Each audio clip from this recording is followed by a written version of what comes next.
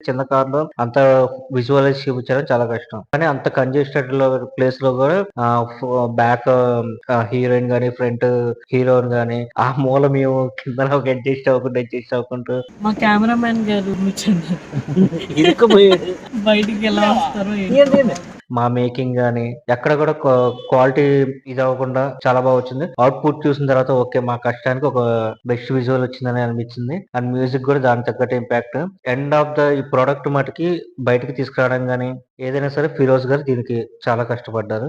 ఈ ఫిల్మ్‌లో ఇంత డెప్త్, ఇంత స్ట్రెంగ్త్ ఉంది అన్నది ఎప్పుడైతే ఆడియన్స్ దగ్గర నుంచి నాకు మెసేజెస్ వచ్చినాయో యూట్యూబ్‌లో అప్పుడు నాకు అనిపించింది. ఎందుకంటే యాస్ ఎ ఫిల్మ్ మేకర్‌గా, యాస్ ఎ డైరెక్టర్‌గా మనం ఎన్నో ఫిల్మ్స్ చేస్తూ వెళ్తుంటాం. మనం ఆలోచించేది మన దృష్టికోణం వేరే విధంగా ఉంటుంది.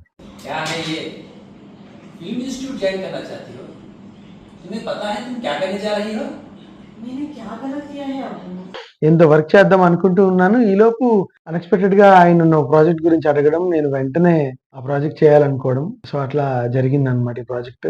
నేను వెళ్ళిన తర్వాత ఆయన వర్కింగ్ స్టైల్ కానీ, సీన్‌కి ఆయన అప్రోచ్ కానీ, యాక్టర్స్‌ని ఆయన గైడ్ చేసుకునే విధానం కానీ, నాకదంతా చాలా బా అనిపించిందనమాట.